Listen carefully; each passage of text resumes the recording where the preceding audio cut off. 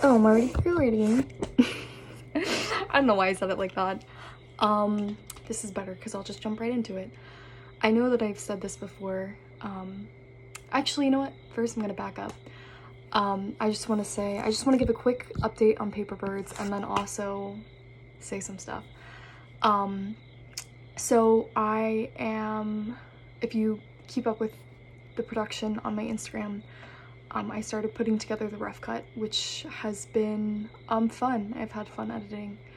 And it's funny because I've had the script for like a long time, and granted it's not finished yet, but yeah, I just kept putting it off, but I've been putting it together and it's been fun. And I shared a clip yesterday of me when I was a baby and my mom talking about me as a child. So yeah, I'm gonna keep editing. I reached out to Bessel van der Kolk, who, if you know the book The Body Keeps the Score, with which, if you're, you know, interested in trauma, then that's sorry, I had to delete a bunch of things really quickly because my camera ran out of, or my phone rather. That was literally hilarious. And I'm gonna keep that in there because I think that's funny. Okay, but let me get right where I left off. Yeah, so I reached out to Bessel van der Kolk through his website, but I have a feeling he's not gonna get my email. So actually my professor, Dr. Cheng, is gonna reach out to him because I think I'm allowed to talk about this. We're supposed to be going up to Boston, specifically Harvard, in November to interview some professors. They're experts on mental health for his documentary.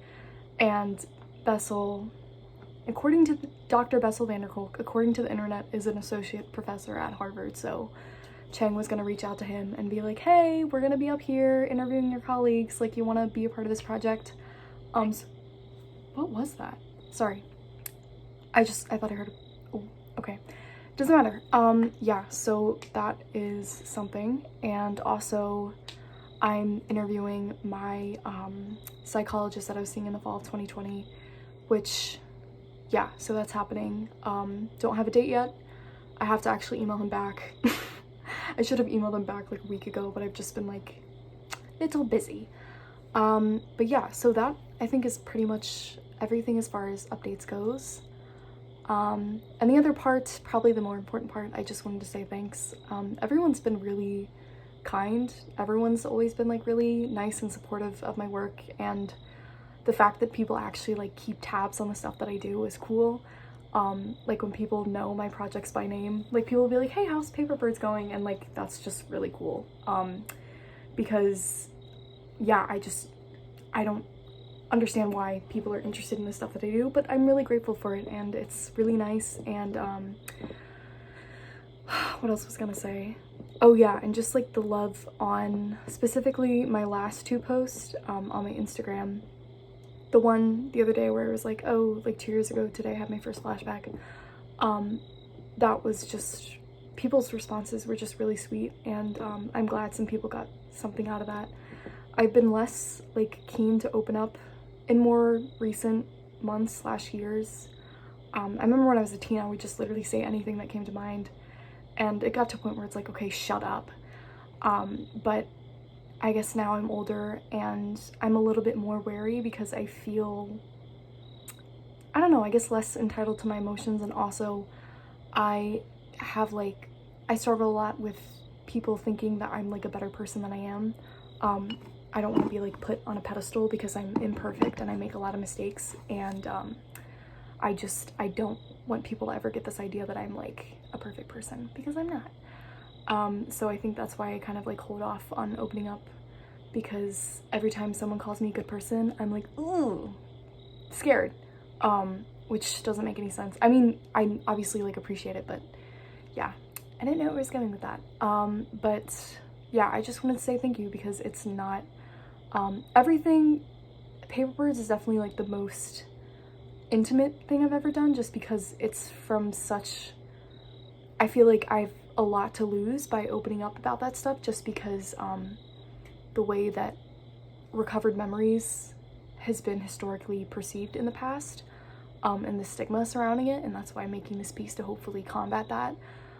Because, you know, we talk about trauma, but there's this weird niche aspect of trauma where one, it happens, you forget about it, and then it comes back to you, which is the process of delayed recall. And then there's also people who, I think the word my psychologist used on the phone the other day, I won't say his name,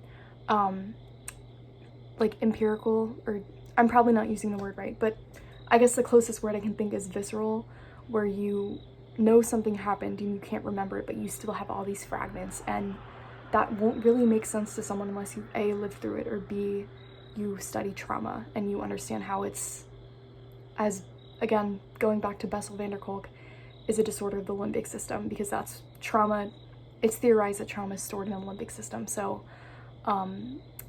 yeah, again, I don't remember how I started that sentence, so I don't know how to finish it.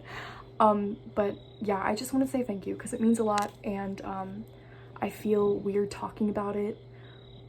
Every time I like mention that I have PTSD, even though I literally have been diagnosed with the disorder and have been medicated for it, I just feel like I'm standing naked in front of a room full of people, because I don't know, people, I know they're thinking like, okay, what's the trauma? Like, what do you have, you know? And like, there's this false belief out there that like PTSD is only something that comes from like something like war veterans suffer from, you know, the stigmas.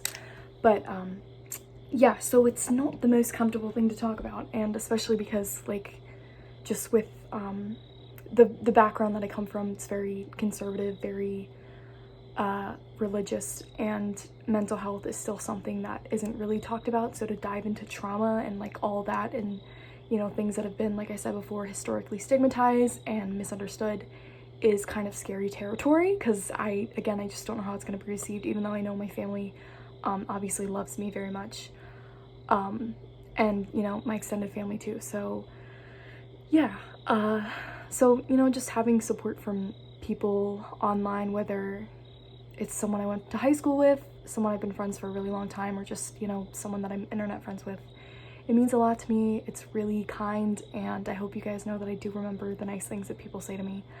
But yeah, I think that's everything, and I'm sorry that I just rambled. That's usually what I do. I'm not as articulate as I probably seem, because when I write, I tend to be more distilled, because I have more time to think about it. But yeah, so sorry this is a mess of a video, but thank you, and I'll keep you posted. And I'm really excited to keep sharing stuff about paper birds, because it seems like everybody's really interested in that project for some reason.